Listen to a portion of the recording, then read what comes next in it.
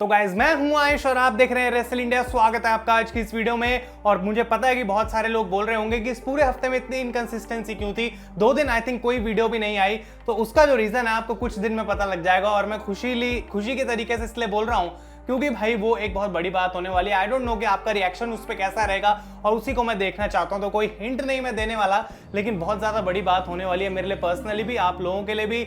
और भाई जब वो आएगा तो आपको पता लग ही जाएगा। लेकिन आज की इस वीडियो में एक बार फिर से बहुत सारी मेजर अपडेट्स हैं और भाई उनके बारे में हम बात करने वाले हैं। स्टार्ट करते हैं बिना कोई टाइम वेस्ट करे। और WWE ने ऑलरेडी क्राउन ज्वेल के लिए रोमन रेंस ब्रॉक लेसनर का मैच ऑफिशियल कर दिया है। अब आई डोंट नो कि ये ऐसा क्यों करा गया, क्योंकि एक्सट्रीम रूल्स अभी तक हुई नहीं है और WWE ने क्लियरली क्या हमको बता दिया है कि हाँ भाई फिन बैलर का कोई चांस नहीं है जीतने का।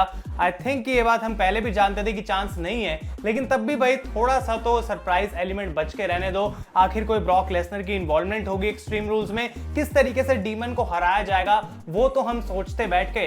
लेकिन अब काइंड ऑफ पता लग चुका है गाइस कि Roman Reigns versus Brock Lesnar होगा एट क्राउन ज्वेल 2021। और वो बड़ा मैच जो रेसलमेनिया के लिए प्लान करा जा रहा था, जो कि मेरे को लगता है अभी भी होगा, अब वो पहले WWE क्राउन ज्वेल में करने वाली है। इसके ऊपर फिन बैलर का रिएक्शन हमें देखने को मिला और उन्होंने लिखा डोंट काउंट योर चिकन्स। और इसका मतलब ये होता है कि भाई जब तुम्हें पता ही नहीं है कि एक्सट्रीम रूल्स में क्या होने वाला है, तो WWE को बोल रहे हैं कि तुमने मैच पहले से ही कैसे अनाउंस कर दिया, तुम कैसे कह सकते हो कि रोमन रेंस ही यूनिवर्सल चैंपियन होगा। अब हम भी जानते हैं कि ये बात सच है कि रोमन रेंस यूनिवर्सल चैंपियन होंगे, लेकिन फिन बैलर अपनी पूरी कोशिश कर रहे हैं भाई केफेब को मेंटेन करने की। लेकिन रोमन रेंस वर्सेस बैलर का जो मैच है उसका रिजल्ट आज WWE ने खुद ही हमको बता दिया। अब इंटरेस्टिंग रहेगा देखना एक्सट्रीम रूल्स में क्या होता है। इसके अलावा हम बात करते हैं गाइस तो AEW डायनामाइट का कल जो शो हुआ था उसके ऊपर वीडियो तो नहीं आई, लेकिन तब भी काफी बड़ी चीजें इसके अंदर हमें देखने को मिली हैं। स्पेशली जो नेक्स्ट वीक का एपिसोड होने वाला है वो बहुत मेजर एपिसोड रहेगा डायनामाइट का, तो उसके लिए मैं इंटरेस्टेड हूं। लेकिन Daniel Bryan versus Kenny Omega का मैच ऑफिशियल कर दिया गया है। एक अच्छी सेगमेंट इनके बीच में देखने को मिली और ये एक नॉन टाइटल मैच होगा, जो कि AEW ने बढ़िया काम करा है। आई डोंट थिंक कोई रेसलिंग फैन इस पॉइंट पे कंप्लेंट कर सकता है कि ये दोनों बंदे आपस में क्यों लड़ रहे हैं। आई थिंक फ्यूचर में डेफिनेटली इनका टाइटल मैच भी होगा, लेकिन अगले हफ्ते मैच इतनी जल्दी AEW करेगी ये मैंने नहीं सोचा था। इसके अलावा हम बात करते हैं तो कोडी रोड्स का रिटर्न देखने को मिला और उनका मैच होगा नेक्स्ट वीक मैलाकाई ब्लैक के साथ। तो डेफिनेटली काफी लंबे समय से स्टोरी लाइन चल रही है, उसको AEW शायद अगले हफ्ते एंड कर देगी। इसके बाद हम बात करते हैं तो CM पंक का मैच ऑफिशियल कर दिया गया है विल हॉब्स के लिए नेक्स्ट वीक की रैम्पेज पे आई थिंक। और वो गाइस एक 2 घंटे का शो होने वाला है, तो special grand slam rampage. And I think AEW experiment करके देख रही है कि अगर फ्राइडे को भी 2 घंटे का शो हम करेंगे तो कैसा रिस्पॉन्स आता है, तो वो उनका आई थिंक रीजन है। इसके अलावा MJF का बहुत ही बढ़िया सेगमेंट देखने को मिला था और ब्रायन पिलमैन के साथ उनका भी मैच ऑफिशियल कर दिया गया है गाइस नेक्स्ट वीक के लिए। और इसके अलावा क्रिस जेरिको और जेक हेगर ने चैलेंज कर दिया है डैन लैम्बर्ट और उनकी टॉप अमेरिकन टीम को। और अगली हफ्ते की रैम्पेज पे ही जेरिको एंड हेगर का मैच होने वाला है गाइस स्कॉर्पियो स्काई और ईथन पेज से। तो ये गाइस सारी ऑफिशियल चीजें थी। ओवरऑल शो अच्छा था, लेकिन ऐसा भी नहीं आउट ऑफ दिस वर्ल्ड। लेकिन इसकी हम बात करते हैं रेटिंग्स की, तो ये थी 1.175 मिलियन व्यूअर्स, जो कि लास्ट वीक के कंपैरिजन से 10.91% कम थी। लेकिन एक बार फिर से AEW की बात के बारे में डिस्कस करेगी कि 18 से 49 के डेमोग्राफिक के अंदर मंडे नाइट रॉ को for a second straight week beat कर दिया गाइस डायनामाइट ने। तो उनके लिए कहीं ना कहीं बढ़िया बात है और हो सकता है कि आने वाले टाइम में जो व्यूअरशिप है उसका गैप भी क्लोज इन हो जाए। लेकिन अगले हफ्ते की डायनामाइट जो है मैं एक्सपेक्ट कर रहा हूं कि उसकी रेटिंग काफी बम्प हो सकती है। अगली स्टोरी की हम बात करते हैं गाइस तो ये नया बंदा हमें देखने को मिला अपनी नई NXT के ऊपर, जिसका नाम है Bron Breakker. I don't know, और सबको ये बात पता ही होगी कि वो रिक स्टाइनर के बेटे हैं, लेकिन WWE इस चीज को कहीं भी मेंशन नहीं कर रही थी। NXT के ऊपर काफी सारे डाउट्स थे और लेटेस्ट रिपोर्ट्स हमको बताती हैं कि अनाउंसर्स को मना करा गया था कि रिक स्टाइनर का नाम वो शो पे नहीं ले सकते हैं। अब WWE में ऐसी चीजें हमने बहुत बार पहले भी देखी हैं कि कुछ वियर्ड सी रिस्ट्रिक्शंस लगा देते हैं भाई, जिसकी कोई सेंस नहीं बनती, और उन्हीं में से ये एक है। लेकिन इतना मैं जरूर बोलूंगा कि ब्रॉन ब्रेकर एक काफी मतलब अच्छा स्टार लग रहा है और पोटेंशियल लग रही है उसमें आने वाले टाइम में। इसके अलावा हम बात करते हैं तो ब्रे वायत ने अपना प्रो रेसलिंग रिटर्न भाई टीज कर दिया है और वो ट्विटर पे कुछ लोगों को आंसर्स दे रहे थे। एक बंदे ने उनको लिखा कि हम तुम्हें बहुत ज्यादा मिस कर रहे हैं, तो उनका कुछ रिप्लाई ऐसा था कि बहुत जल्दी तुम्हें सब कुछ पता लग जाएगा। और एक बंदे ने कुछ और उनको ट्वीट करी, उस पर ब्रे वायत का रिप्लाई था कि भाई आज तक तुमने असली ब्रे वायत को देखा ही नहीं है। तो ऑलरेडी हम जानते हैं बहुत सारे रूमर्स आ रहे हैं कि वो डायनामाइट में आ सकते हैं, AEW के साथ साइन कर सकते हैं।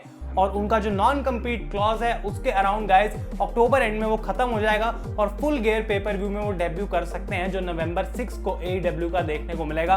तो इंटरेस्टिंग है, लेकिन ऑलरेडी बहुत सारी टीज कर रहे हैं ब्रे वायत। एक और इंटरेस्टिंग चीज जो कि मैंने नोटिस करी वो ये थी गाइस कि उनके ट्विटर हैंडल में अभी भी WWE लिखा हुआ है। तो आई डोंट नो कितना उसके बारे में मुझे सोचना चाहिए, क्योंकि टेक्निकली अभी भी वो WWE कॉन्ट्रैक्ट के अंडर हैं। इसके अलावा हम बात करते हैं गाइस, तो जॉन सीना रिसेंटली एक इंटरव्यू दे रहे थे जहां पे उनसे पूछा गया कि क्या WWE के अलावा और किसी रेसलिंग प्रमोशन में कभी भी जॉन सीना में देखने को मिलेंगे। तो वो कहते हैं देखो भाई, एक टर्म है जो हम बहुत बार यूज करते हैं हर चीज के लिए, वो है नेवर से नेवर। लेकिन ये टर्म मैं इस चीज के लिए यूज नहीं कर सकता, क्योंकि काफी अच्छे डाउट के बिना मैं ये बात बोल सकता हूं कि John Cena no will never wrestle in any other company. And I think ये बात कहीं ना कहीं सच भी है, क्योंकि उनको पैसों की जरूरत नहीं है, फेम की जरूरत नहीं है, और इस पॉइंट पे अगर वो वापस आते हैं तो WWE यूनिवर्स के साथ जो उनका कनेक्शन है उसी को वो रिलीव करना चाहते हैं। तो कोई लॉजिक भी नहीं बनता कि जॉन सीना आखिर क्यों किसी और कंपनी में जाएंगे। अगली स्टोरी की हम बात करते हैं गाइस, तो केनी ओमेगा से रिसेंटली एक इंटरव्यू में पूछा गया कि भाई तुम्हारा ड्रीम अपोनेंट कौन होगा, क्योंकि हम जानते हैं कि बहुत लोगों का ड्रीम अपोनेंट केनी ओमेगा रहते हैं। तो उन्होंने बोला कि भाई मेरा अपोनेंट होता the Hall of Famer Kurt Angle, और इसके ऊपर एंगल ने रिप्लाई भी करा गाइस। इंस्टाग्राम पे उन्होंने लिखा कि डेफिनेटली हम दोनों का मैच एक क्लासिक होता, and much respect to Kenny Omega कि उन्होंने मेरा नाम यहाँ पे लिया है। तो एक स्पोर्ट्समैनशिप की हमें जो है बात यहाँ पे देखने को मिली, और इस बात को मैं अभी भी डिनाई नहीं करूंगा कि भाई शायद ये मैच हमें देखने को मिल सकता है, क्योंकि हम जानते हैं कितनी बार AEW ने ऑफर करा है कर्ट एंगल को। तो अगर डाउन द लाइन वो साइन करते हैं AEW के साथ, तो व्हाई नॉट, हमें मैच क्यों नहीं देखने को मिलेगा। अगली स्टोरी की हम बात करते हैं, तो अगर ये आपको बात ऑलरेडी नहीं पता तो मैंने सोचा बता देनी चाहिए कि WWE ड्राफ्ट की डेट्स ऑफिशियली कंफर्म हो चुकी हैं गाइस। 1 अक्टूबर को स्मैकडाउन से स्टार्ट होगा और कंप्लीट होगा 4 अक्टूबर को ऑन मंडे नाइट रॉ। और इसी के साथ मेरा आप पे सवाल जाता है कि सबसे बड़ी ड्राफ्ट पिक आप कौन सी देखना चाहेंगे, आप डेफिनेटली मुझे कमेंट्स में बताएं। Next story is very interesting, क्योंकि माना जा रहा है कि WWE को USA नेटवर्क और फॉक्स नेटवर्क दोनों की तरफ से प्रेशर आ रहा है, और बेसिक सिचुएशन ऐसी बन चुकी है कि रॉ और स्मैकडाउन उनको इक्वल करने पड़ेंगे। वो किसी भी एक ब्रांड को जो है as a B show treat नहीं कर सकते। अब स्मैकडाउन पे एक स्पेशल एपिसोड हुआ मैडिसन स्क्वायर गार्डन में, और हमने देखा कि बिग ई का कैश इन हो गया मंडे नाइट रॉ पे। भला ऐसा क्यों? क्योंकि हर एक अच्छे स्मैकडाउन एपिसोड के लिए अब WWE को एक अच्छा रॉ का एपिसोड भी देना पड़ेगा।